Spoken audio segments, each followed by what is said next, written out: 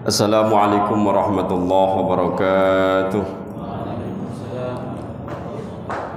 Alhamdulillahil mannan badi'us samawati wal ardh dzul jalali wal ikram la ilaha illa anta subhanaka inni kuntu minadh dhalimin. Asyhadu an la ilaha illallah wa asyhadu anna Muhammadan abduhu wa rasuluh. Allahumma shalli wa sallim wa barik ala sayyidina Muhammad wa ala ali sayyidina Muhammad, amma ba'd. Hadratul mukarramin, para alim, jamaah sholat maghrib, baik bapak-bapak, ibu-ibu semuanya yang insyaallah mendapatkan ridho dari Allah Subhanahu wa taala. Marilah sama-sama kita selalu memanjatkan puja dan puji syukur kehadirat Allah atas nikmat, taufik, hidayah serta anahnya sehingga kita semua bisa berkumpul di masjid yang mubarak ini untuk sama-sama menghidupkan sunnah baginda Rasul sallallahu alaihi wasallam, yaitu mencari ilmunya Allah Subhanahu wa taala. Semoga apa yang kita niatkan menjadi salah satu ladang amal kebaikan kita. Salawat dan salam kita sanjungkan kehadiran Nabi besar Muhammad sallallahu alaihi wasallam. Semoga kita semua menjadi umat beliau yang senantiasa bibir kita terucap kalimat yang indah, yaitu sholawat kepada baginda Rasul sallallahu alaihi wasallam, dan menjadikan wasilah sholawat tadi kita mendapatkan syafaatnya besok di yaumil qiyamah. Amin ya rabbal alamin. Bapak-bapak, ibu-ibu sekalian yang insyaallah dimuliakan Allah SWT, seperti biasa sebelum kita mulai mengkaji kitab Nashaikhul Ibad, kita kirim Fatihah untuk guru-guru kita. Semoga lantaran Fatihah yang kita baca menjadikan salah satu wasilah ilmu kita manfaat dan barokah.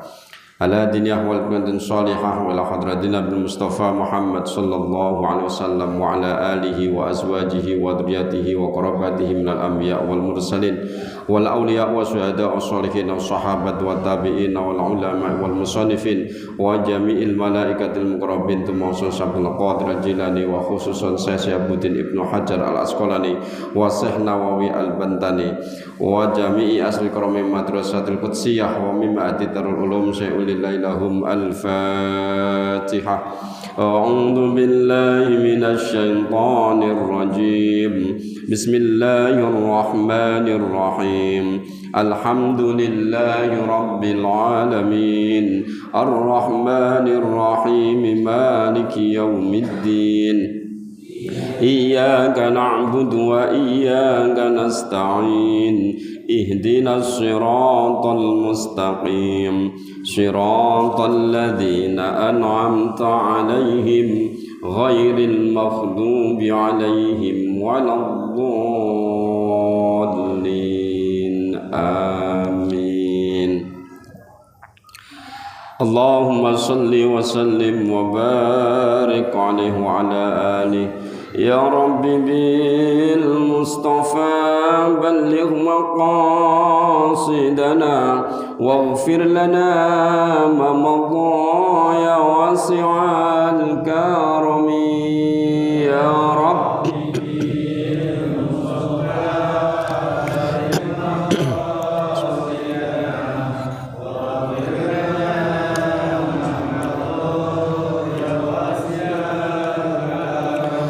amin tadhakurin jiranun bidhi salami mazat tadamu'an jara min muqlatim bidami. Ya Rabbi bil balligh maqam waghfir lana ma madha ya wasi'al. Muhammadun sayyidul kaunaini wa thaqalaini wal fariqaini min urbin wa min ajami. Ya Rabbi bil balligh maqasidana waghfir lana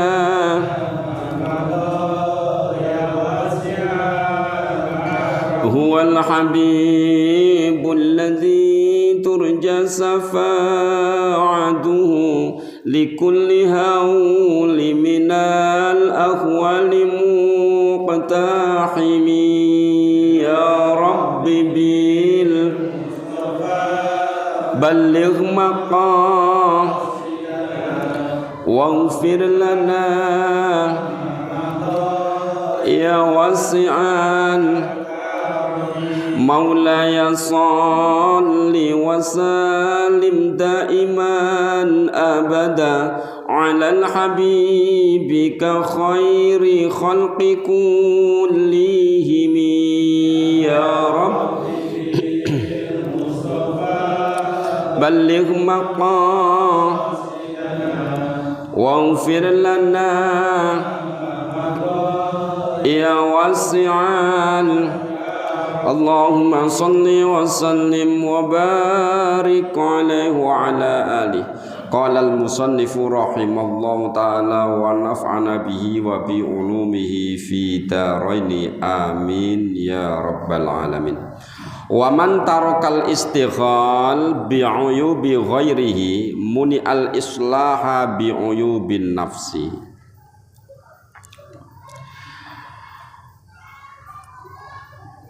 Yang kemarin itu barang siapa ini yang kemarin waman taroka hubbud dunya muniha hubbul akhirah. Barang siapa yang meninggalkan cinta terhadap dunia, maka dia akan dikasih oleh Allah Subhanahu wa taala cinta terhadap akhirat. Kalau orang meninggalkan cinta dunia, maka akan dikasih di hatinya itu rasa cinta terhadap akhirat. Sekarang waman tarokal istighol, barang siapa yang meninggalkan istighol itu ketungkul tuh sih, sibuk. Barang siapa yang meninggalkan kesibukan biuyubi ghairihi, dengan cacatnya mencari cacat orang lain, meninggalkan nyari-nyari cacat orang, muniha maka dikasih siapa orang tadi al-islaha kebaikan bi'uyubi nafsihi dengan diperlihatkan cacatnya diri sendiri. Yani kalau kita sering ngomongin orang, neliti cacatnya orang, maka cacatnya diri sendiri nggak kelihatan. Tapi kalau kita meninggalkan untuk mencari-cari kejelekan orang lain, kita tinggalin, pokoknya nggak peduli dah, kita nggak mau ngurusin kejelekan orang, maka Allah akan perlihatkan cacatnya kita sendiri. Baik apa jelek kayak gitu? Baik. Kalau kita melihat cacatnya diri sendiri, baik apa jelek? Sangat baik. Kenapa? Kalau kita melihat cacatnya kita sendiri, otomatis mulut kita, lisan kita akan mengucapkan kalimat Astaghfirullahaladzim. Ternyata saya begini ya. Ternyata saya ini orang yang sombong. Ternyata saya orang yang pelit. Ini kan kita ngerti diri kita sendiri. Tapi kalau kita selalu neliti orang lain, orang lain orang kaya gitu. Orang kaya kita teliti, walah. Nah, dia kalau wah-wah kelihatannya kan duit dari korupsi, enggak kayak gitu. Akhirnya apa? Nyacat yang belum tentu benar. Ini kalau benar masih rada-rada. Kalau nggak benar jadi fitnah. Makanya kalau orang bisa meninggalkan nyari cacatnya orang lain, nggak usah neliti-neliti, maka cacatnya diri sendiri akan diperlihatkan oleh Allah untuk dirinya, bukan untuk orang lain.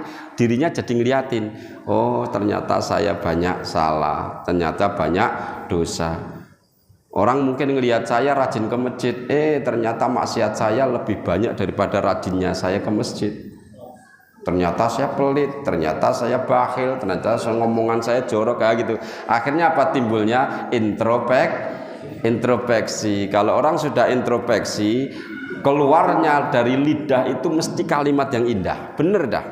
Kalau orang mau introspeksi dirinya sendiri, kalimat yang keluarnya itu mesti indah. Kalau enggak subhanallah, astagfirullah. Kalau enggak itu Allahu akbar, kalimatnya indah. Tapi kalau ngeliti cacat orang lain, yang keluar sebaliknya, kalimat yang kotor, jadi fitnah.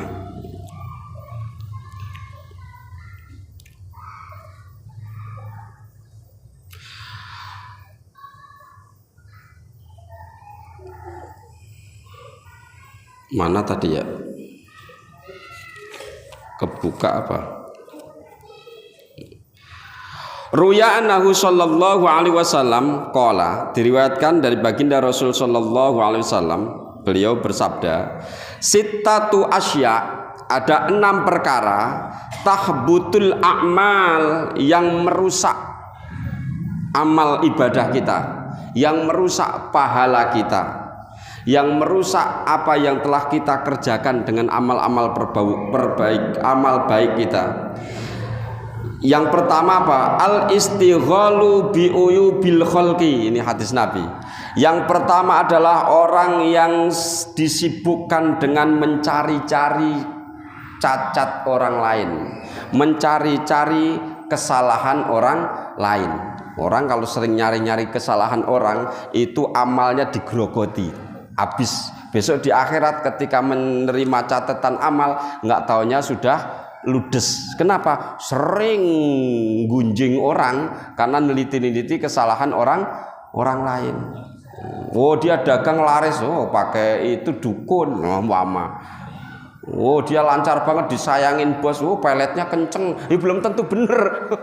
Belum tentu bener, jadi salah. Kenapa? Sering nyari-nyari cacatnya orang lain. Itu. Dia mah kelihatannya kaya, pelitnya naudzubillah, belum tentu yang dikatain pelit sama dirinya pelit orang yang dikatain, belum tentu. Kadang orang kan gitu, nyari-nyari. Ini orang kayak gini, ini amalnya besok ketika nerima catatan amal rontok. Aku sholat kemana ya ibadah sholatku? Entek, kan aku dulu puasa habis. Karena apa? Buat nambal ini Pak. Makanya ada hadis lain yang mengatakan besok di akhirat itu ada orang namanya muflis. Muflis itu orang yang bangkrut. Sehingga sahabat mengira bangkrut itu, ditanya apa yang dimaksud bangkrut muflis? La mala dirhama wala mata. Orang yang enggak mempunyai duit dan orang yang enggak mempunyai harta. Kata Nabi bukan. Orang muflis bukan itu. Muflis itu orang besok datang dengan segunung amal sholat, dengan segunung amal puasa, dengan segunung amal ibadah-ibadah yang lain. Tapi orang tadi tiba-tiba didatangin orang yang pernah didolimi tadi, digunjingin, difitnah, datang. Ya Allah, saya dulu sama si fulan ini nggak ngerti apa-apa, saya difitnah, katanya saya ingin tuyul, umpama nih. Saya korupsi, saya nggak terima ya Allah. Ya udah tuh pahalanya sholat dia ambil segunung, ambil Pak, habis. Wah, masih 2 gunung aman kan? Datang lagi orang, saya malah nggak ngerti apa-apa, tiba-tiba dituduh di jalan, digebukin. Saya didolimi. Ya udah tuh, ambil lagi. Tinggal 1 gunung. 1 gunung, datang lagi orang dengan dosa yang lain, ngadu kepada Allah, diambil, ludes. Udah gitu masih datang lagi orang yang didolimi lapor. Akhirnya pahala sudah nggak ada kan? Dosanya orang yang didolimi tadi dikasihkan, karena pahalanya udah nggak ada. Akhirnya dosanya dikasihkan. Kalau sudah dosa orang lain dikasihkan, akhirnya kan numpuk dosa doang. Ini yang dinamakan muflis. Nah, ini salah satunya apa? Selalu nyari-nyari cacat orang lain. Makanya kita ya boleh kita ngumpul-ngumpul ngobrol boleh, tapi usahain kalau ketika sudah mulai masuk gosip, masuk ghibah, mulai hindari. Kenapa? Takut besok kita nggak punya apa-apa. Wis amale sithik entek lagi. Melas kita. Yang kedua, apa yang merusak amal, yang membuat bangkrut, merusak amal kita? Wa qaswatul qalbi, hati yang keras, susah dinasihati. Ini mohon maaf nih, hati yang keras ini ternyata ngerusak amal. Dikasih nasihat itu minterin. Ya Pak, sholat, halah, sholat kan di rumah juga boleh, ngapain? Kadang ada nggak Pak gitu Pak? Sama aja. Para wali wudhu cuma sekali. Ada wali wudhu sekali dari Hong Kong. Ada yang saya ajak ke masjid itu debatnya gitu. Kayak sholat mau di masjid doang. Wali aja wudhu cuma sekali. Lah wali wudhu sekali bukan wali itu namanya. Ada yang ngomong kayak gitu. Diajak baik-baik sholat. Akhirnya saya kalah debat. Saya ya udah ke masjid aja. Ya kalau diterusin kalah juga. Ya udahlah kalau nggak mau ke masjid aku aja sendiri ke masjid. Ya udah sampean mau sholat terserah sampean ora ya ora rapopo lah urusan sampean gitu. Karena udah kita ajak nih, yuk jamaah yuk masjid yuk. Jawabannya gitu. Ini namanya qaswatul qalbi, hatinya keras itu buat dikile-kile kayak apa susah itu. Kalau udah hati keras itu susah. Apa yang menjadikan hati keras? Ini ada runtutannya itu. Jadi pernah saya ceritakan, dulu ada sahabat ketika Rasulullah ngasih nasihat, mungkin nasihatnya Rasulullah nggak diceritain ini nasihat tentang apa. Semua sahabat nangis, semua sahabat mengalirkan air mata dan sedih. Ada salah satu sahabat yang ketika orang pada sedih dia beleh aja nggak apa-apa dia, nggak tersentuh hatinya. Akhirnya udah pada pulang nih sahabat, udah pulang semua ke rumah masing-masing dan datengin Rasulullah. Ya Rasulullah, kenapa engkau menerangkan satu keterangan ini, orang pada menangis, orang pada sedih, kok aku nggak bisa sedih ya? Perasaan biasa-biasa aja. Sama Rasulullah dipegang tuh dadanya, dipegang dadanya. Jumudul aini min qaswatil qalbi, langsung dipegang dadanya, dikatakan oleh Rasulullah, jumudul aini min qaswatil qalbi, kamu nggak bisa nangis karena hatimu keras, hatimu kaku, hatimu keras. Wow, sedih nih, malah sahabat jadi sedih nih. Wa qaswatul qalbi, hati yang keras itu min nisyanil maut. Wa qaswatul qalbi min kasrati dzunub. Orang yang keras hatinya itu lantaran banyak berbuat salah dan dosa. Makanya Pak, kalau kita maksiat sedikit kecil-kecil tapi kita kumpulin, itu membuat hati kita keras. Hati susah dinasehati. Kalau orang sudah hatinya keras, itu ya mohon maaf kayak orang Yahudi. Orang Yahudi itu hatinya keras, Israel tuh luar biasa itu. Ancaman kayak apa? Beleh dia. Mungkin temennya mayatnya bau busuk, yang orang Palestina yang pejuang yang meninggal wangi, enggak jadi pelajaran bagi dia. Enggak ada sedikit pun. Kenapa? Hatinya sudah keras, sudah mati itu malah dia udah lebih dari keras, dia udah mati dia. Udah nggak bisa direm, blong dia udah warah itu. Wa kasratu dzunub min nisyanil maut. Kenapa orang berbuat banyak dosa? Kenapa orang berani berbuat maksiat? Kenapa orang berani korupsi? Karena min nisyanil maut, dia lupa kalau setelah hidup di dunia ini ada namanya kematian. Min nisyanil maut, lupa mati, dia nggak mikirin mati, udah. Kadang mikir gini, alah itu urusan besok, itu. Kadang malah ada yang ngomong, alah mati kan cuma cerita, ada siksa di alam kubur. Itu cerita, belum tentu benar. Ini ciri-ciri nih orang yang hatinya sudah keras nih. Jadi dia nyepelein. Makanya wanisyanil maut min tulil amal. Nih mohon maaf urutannya tahapan-tahapannya itu. Orang yang lupa mati itu min kasrot min tulil amal, dari banyaknya ngelamun, banyaknya berangan-angan. Tapi berangan-angan itu bukan tentang akhirat, angan-angan tentang kemuliaan dunia.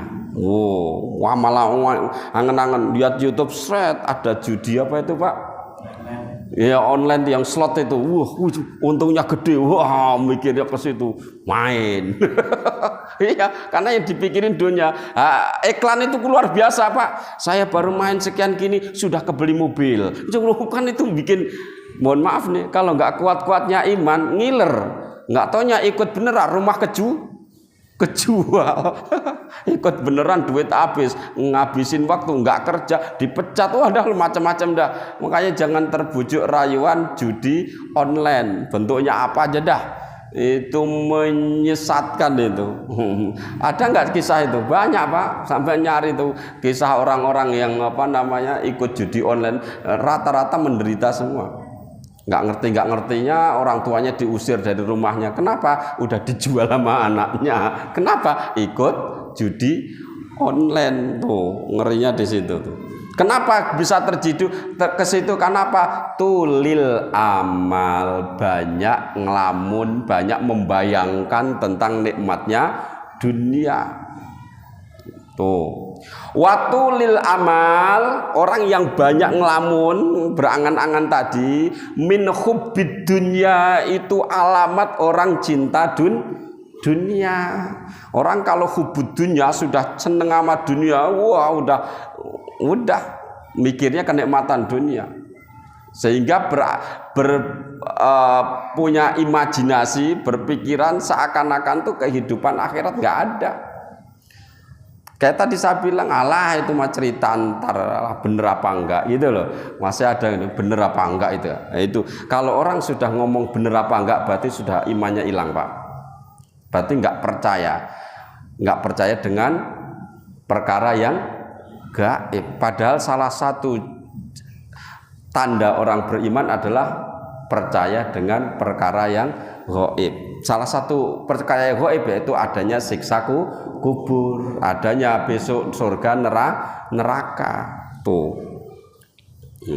Kalau apalagi zaman dulu, Pak, zaman masih kedanan Purkas dulu, kodok aja dikerek. Ya, Pak, masih ingat dulu zaman Purkas, zaman masih ada apa Purkas kan dulu. Itu mah, ya itu mah orang udah gila, Pak. Itu orang gila ditanya, orang gila nih udah benar-benar gila ditanya. Kalau ada orang ngimpi rumah kobongan gitu, ntar yang rumah yang terbakar dicari tuh ada nomornya apa, dibeli, itu udah pada gila tuh. Banyak juga yang nyepi di tempat yang angker, ada nggak? Banyak, cari itu untuk bisa beli SDSB untuk beli nomor tuh. Memang gila. Itu kenapa? Karena tadi berangan-angan tentang kenikmatan dunia. Orang yang seneng ini berarti dia cinta dunia. Wa hubbud dunya, ini urutannya hadis gitu. Wa hubbud dunya ra'su kulli khati'atin. Orang yang cinta terhadap dunia itu pangkal dari segala kesalahan dan kekeliruan. Orang yang sudah cinta mati dunia, maka itulah pusat dari segala kesalahan. Sampean tanya tuh orang yang ngerampok, yang korupsi, itu mesti yang dipikir kenikmatan dunia tuh. Dia nggak mikir akhirat, urusan besok belakang. Yang penting saya duitnya banyak. Mau beli rumah ayo, mau beli tanah ayo, tabungan banyak, nggak peduli duit halal apa haram. Kenapa? Saking cintanya terhadap dunia. Tuh.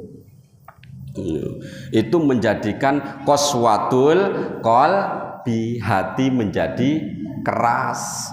Hati keras itu kalau dinasihati kuping kanan langsung brojol kiri. Udah nggak ada masuk ke hati, enggak. Nasihati denger sami'na, denger kami, wa asoina, tapi aku nggak mau gitu loh. Aku denger tapi cuek, nggak peduli. Itu hati keras.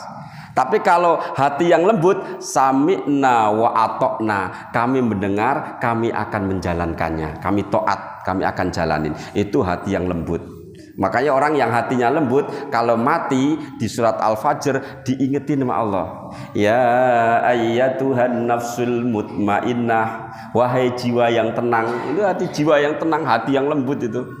Irji'i, kembalilah kalian ila rabbi, kepada Tuhanmu. Irji'i ila rabbi fathuli, irji'i ila rabbi radiyatan mardiyah. Kamu ridho dan diridhoi. Matinya ridho. Siapa sih yang nggak ridho masuk surganya Allah? Wah, ridho dan mendapatkan ridho dari Allah. Udah dirinya rela dapat ridho dari Allah. Radiyatan mardiyah. Fathuli fi ibadi. Masuklah engkau ke dalam golongan hamba-hambaku. Hambanya Allah terus yang dimaksudnya hamba-hamba yang soleh. Wadkhuli jannati. Masuklah kamu ke surgaku. Udah, kalau udah gitu masuk dia ke surga. Kenapa? Hatinya tenang, hubud dunyanya hilang. Pak Ustadz, berarti nggak boleh kaya dong. Salah kalau ngertiin gitu. Boleh kaya, harus, tapi dengan jalan yang benar gitu. Enggak boleh kaya asal kaya dari mana aja hartanya, yang penting aku punya duit. Ini yang salah. Yang benar sugih boleh, usaha harus. Dari mana? Jalan yang betul, jalan yang halal. Tuh. Makanya dulu adik-adik yang mau ceramah kamu apa aku?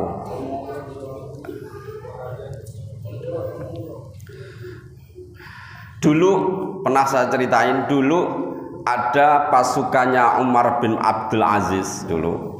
Waktu enggak salah nyerang Romawi, itu yang ketangkap pimpinannya aja 20 orang. 20 orang ketangkep.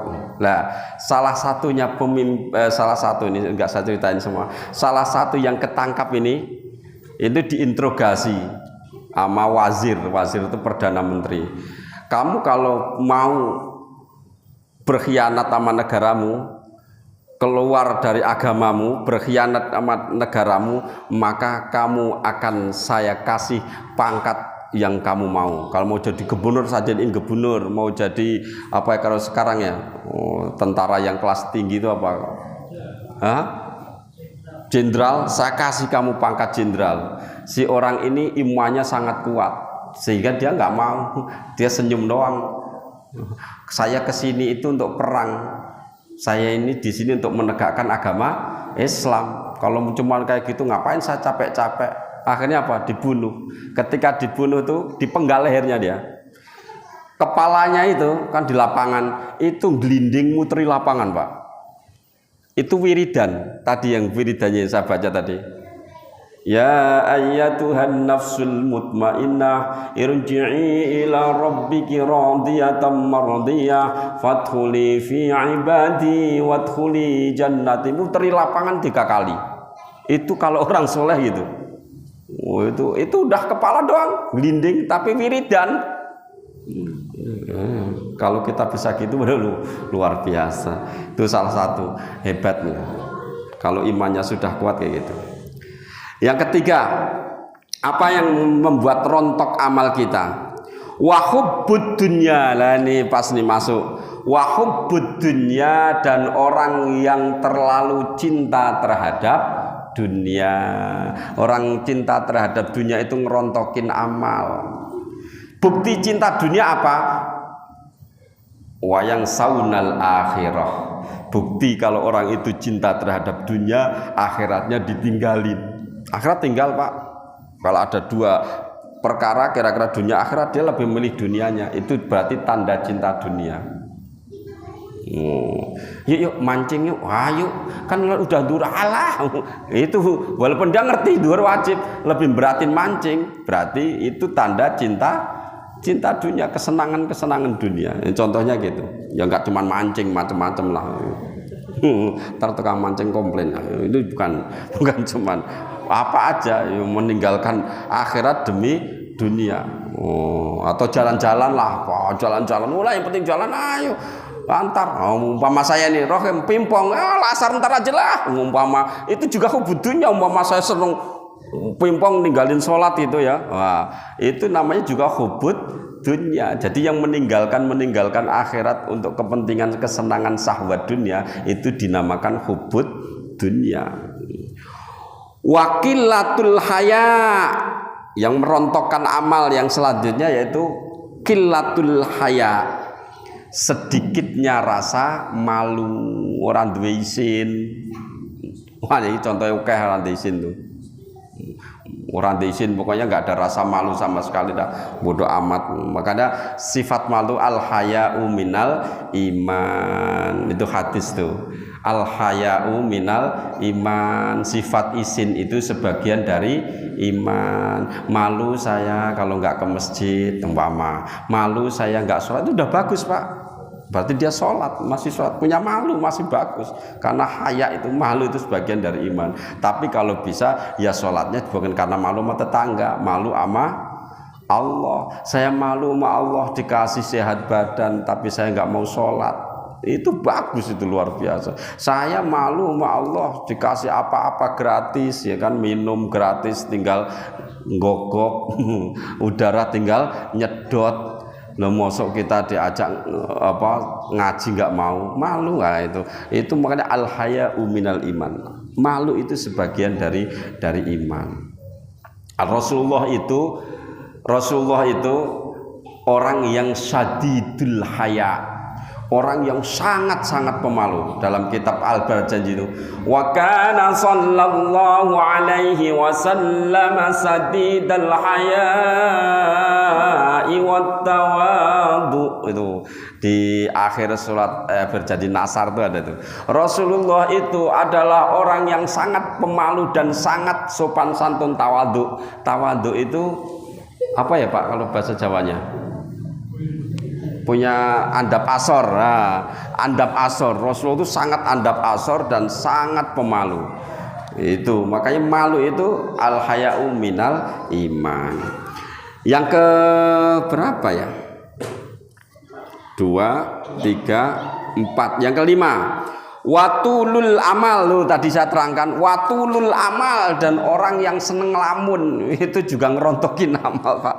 Padahal kita sering yang ngelamun ya, berangan-angan yang enggak gitu, itu ngerontokin amal itu juga. Tulul amal, ngelamun, maksudnya waktunya jangan dibuat ngelamun doang dong, buat ngangen-angen ciptaan Allah, buat wiridan ya gitu loh.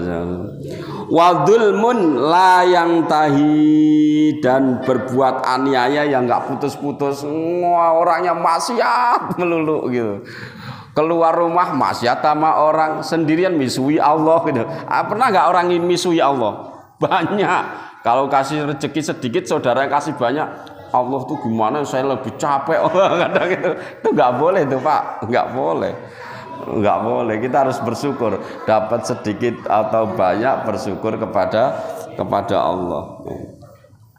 Rawahu Dailami, hadis ini diterangkan, diriwayatkan oleh Imam Dailami. Waman taroka, ini lanjutannya. Waman tarokat tajassusa fi kaifiyatillahi ta'ala munihal bara'ata minan nifaq.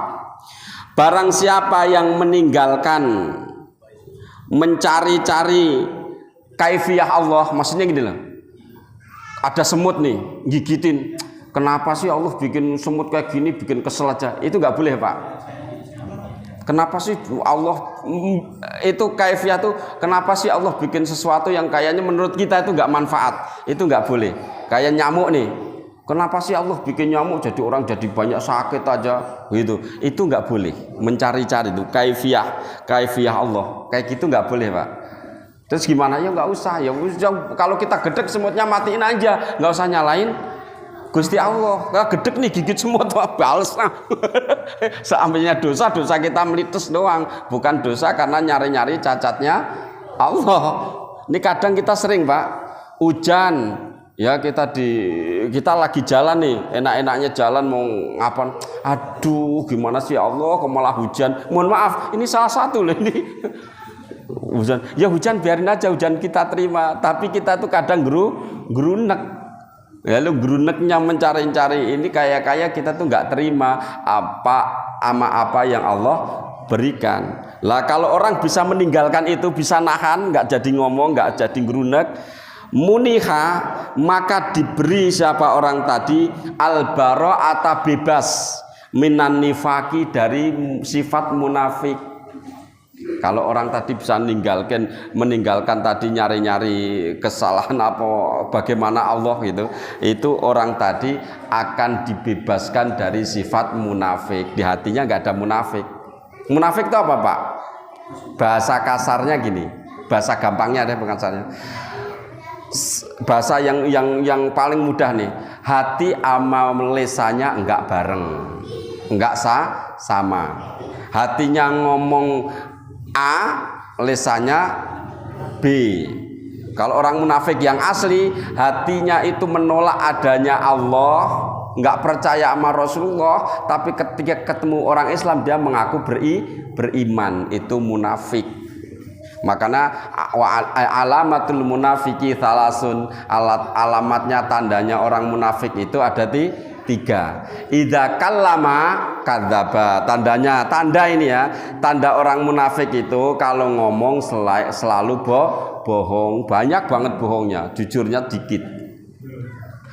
Nah, ketika dia ngomong, oh bohong melulu. Ketika dia berjanji, ingkar. Kalau berjanji, udah besok tuh saya bayar utangnya, nggak ada kabar, nggak ada apa gitu, belas hilang. Ada nggak orang kayak gini?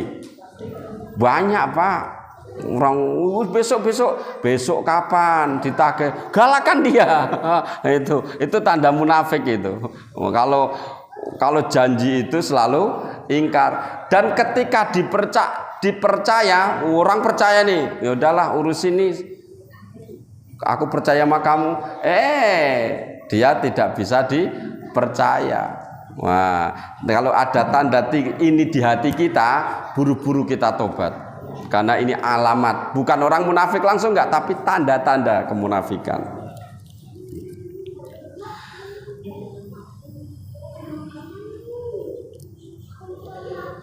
Minanifaknya nifakil i'tiqadi, yaitu munafik yang secara keyakinan yakin. Nah, jadi dibebaskan kita dari sifat munafik. Kita berdoa semoga kita semua dijauhkan dari sifat munafik, apalagi munafik i'tiqadan. Jangan sampai. Usahain lisan kita, lisan yang baik. Janji kita penuhi. Kalau dikasih kepercayaan orang, kita bisa nepati. Mungkin ini aja yang dapat saya sampaikan, karena besok ganti bab makalah yang keempat. Mungkin ada yang perlu tambahan atau pertanyaan, monggo silahkan. Waalaikumsalam.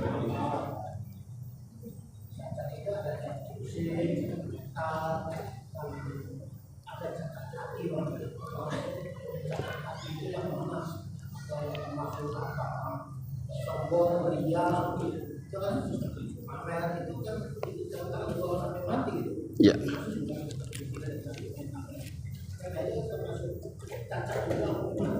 Ya, itu namanya penyakit pak, itu pak. Penyakit kan berarti cacat. Orang tukang iri, orang derengki, itu namanya penyakit hati. Penyakit hati. Kalau penyakit fisik apa tadi? Apa pak? Satu lagi apa? Mental mah beda pak. Cacat mental tuh bukan kayak gitu. Mungkin yang dimaksud cacat mental tuh ya orang gila itu ya, cacat mental pak. Itu cacat beda. Kalau itu tadi penyakit hati tadi. Kalau yang cacat mental tuh, yang saya tahu cacat mental itu lebih cenderung ke otaknya nggak sama kita gitu. Otaknya itu ya boleh dibilang kurang. Karena seperti ini, manusia itu semuanya dikasih Allah otak. Kasih Allah otak untuk berpikir. Cuman ada otak tadi mungkin salurannya yang konslet ya. Itu akhirnya jadi jadi kurang. Itu ada yang dari kecil, ada yang karena problem, tekanan problematika kehidupannya dia nggak kuat. Saking nggak kuatnya sampai depresi, akhirnya gila. Ada yang dari kecil pak, dari kecil memang udah nggak normal. Mohon maaf, bisa disebut idiot, kurang. Kalau 100 ukurannya orang idiot itu di bawahnya itu. Nah, itu kurang. Makanya kalau cacat mental larinya lebih ke situ, Pak. Larinya lebih ke situ. Kalau tadi iri, dengki, takabur ya, sombong, itu lebih larinya ke penyakit hati. Penyakit hati obatnya ada 5. Apa obatnya? Salah satunya membaca Quran di angan-angan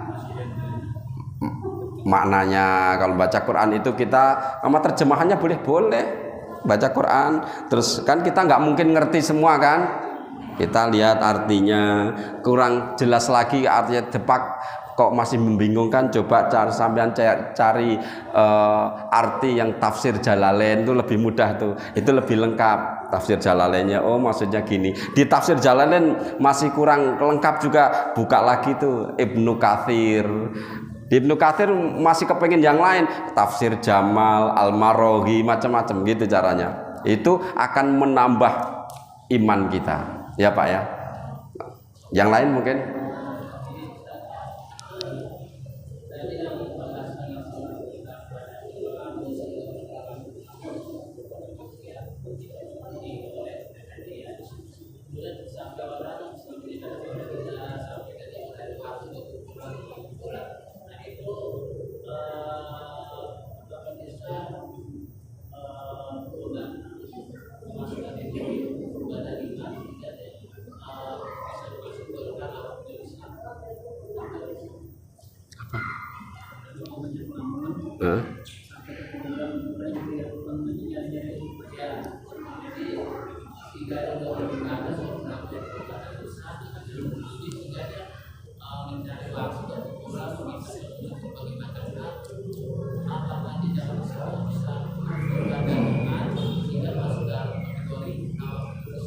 kufur gitu. Intinya kufur ya. Iya. Ya.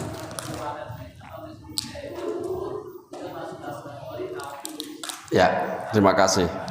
Jadi tadi kita ngomongin ya, orang tentang hubud dunia udah kebablasan sampai tadi ya nyari-nyari wangsit di kuburan. Kalau orang tadi yakin bahwa dengan bukan wasilah kedatang ke kuburan ya, wah dia nanti mintanya ini mau ada pohon besar nih, wah saya minta nomornya keluar ini gitu. Itu sudah masuk ke kufur, itu udah masuk syirik. Lah itulah yang tidak boleh. Kita ke ziarah kubur boleh, ziarah kubur boleh, tapi ketika orang itu minta sama penghuni kuburnya, itu yang jadi syirik ya Pak. Kuburan siapa aja, kuburan Nabi, termasuk ke kuburan Nabi, kalau kita minta sama kuburannya itu sudah syirik. Makanya itu hati-hati, tipis itu bedanya. Kalau kita minta langsung sama ahli kuburnya, Mbak saya nggak punya duit ya, sampean ziarah ke kuburan orang tua itu, ke mbah kita gitu. Katanya mbahnya dulu orang ampuh gitu ya. Minta Mbak saya itu lagi miskin, ke nggak utang banyak. Buat ya Mbah kirimin duit, ya tiba-tiba ternyata ditransfer. Ya nggak mungkin ya. Wah kalau mintanya sama ahli kubur, maka masuklah ke syirik, kufur itu sudah. Makanya hati-hati. Yang ziarah kubur yang boleh gimana? Ya kita mendoakan dan iktibar. Kita mendoakan di situ, terus kita ngambil pelajaran bahwa suatu saat kita akan dikubur sama ini. Kalau orang ini banyak yang doain karena orang soleh, kita berusaha, ya Allah jadikanlah saya seperti orang ini, bisa soleh. Boleh. Tapi kalau minta nggak boleh Pak. Minta sama kubur. Ya aku kuburan kodok mau orang gila juga, kalau mintanya sama dia ya kufur kita. Gitu. Makanya kenapa di Islam itu dilarang, nih mohon maaf, dilarang bikin patung. Walaupun patungnya itu orang soleh, dilarang. Kenapa? Takutnya ntar kembali ke zamannya Nabi Nuh, orang menyembah sama patungnya tadi. Awalnya umatnya Nabi Nuh tuh gitu, dulu ada orang soleh yang terkenal solehnya, terus dibikin patung, jadi ibadahnya sama dia. Itu awal-awal ada berhala. Makanya di Islam tuh nggak boleh Pak. Di samping besok dituntut ya, orang bikin gambar yang bernyawa itu lengkap, itu besok dituntut untuk memberi ruh. Makanya kalau ingin Gus Bah, kenapa wayang kulit itu dibikin tipis? Karena nggak mungkin ada orang itu tipis kayak gitu hidup gitu. Oh alam ya jawabannya Gus Bah gitu. Makanya kalau bikin patung yang bener itu katanya besok disuruh ngasih nyawa. Makanya oleh karenanya kita berusaha semaksimal mungkin jaga hati kita dari sifat-sifat yang saya terangkan tadi. Jangan sampai apalagi masuk ke dalam kemunafikan yang hakiki. Makanya kalau kita nih tentang Allah nggak usah nanya dah, biarin Allah mau bikin apa aja, mau bikin nyamuk, mau bikin semut, itu kan urusan kita, urusan Allah. Yang bukan berhak yang orang kurang ajar nanya itu biasanya orang yang di luar agama Islam. Kalau orang Islam udah memang Allah berkehendak itu, mesti Allah bikin sesuatu itu ada hikmahnya. Itu kita gitu aja. Allah bikin corona, jangan usah bikin kenapa sih ya Allah kan kau bikin corona, bikin ribet, mau ibadah aja susah. Jangan ngomong gitu. Ya itu memang Allah bikin gitu pasti ada hikmahnya. Apa hikmahnya? Banyak gitu loh. Hikmahnya banyak. Mungkin kita yang otaknya belum nyampe. Itu ya. Demikianlah dapat saya sampaikan. Udah habis kan? Ya. Ya, kalau foto pribadi itu para ulama tidak mengkomplain itu. Ya, foto ya. Tapi kalau gambar Pak, gambar yang bernyawa itu katanya juga disamain dengan tadi patung. Gambar sampean gambar ular gitu ya, lengkap gitu. Nah, itu ya itu di salah satu hadis itu diharamkan. Itu. Makanya ada ulama Jepara yang bikin patung pesenan nih Pak, dapat pesanan ukir-ukiran, itu kepala badannya dipotong, dipisah, dikasih jarak sepis. Kenapa? Nggak mungkin lah kepala hidup sendiri, badan hidup sendiri, alasannya gitu. Bahwa alam itu kan mereka punya etika masing-masing. Pada intinya menggambar sesuatu yang bernyawa itu tidak boleh. Intinya di situ. Termasuk patung, termasuk gambar, sesuatu yang bernyawa. Jadi kalau mau ada kasus-kasus yang lain, pendapat yang lain monggo. Pada intinya hadisnya cuma ngomongin itu, ya. Karena besok tuntutannya kita harus memberi nyawa, itu kan nggak mungkin. Wallahu a'lam bishawab. Ya. Kalau foto tadi kan nggak ada ulama nggak ada ini. Pendapatnya kayak sah-sah aja gitu, nggak ada ini. Mari kita tutup dengan bacaan istighfar. Astaghfirullahaladzim wa atubu ilaihi wa billahi taufiq wal hidayah wa minkum. Assalamualaikum warahmatullahi wabarakatuh.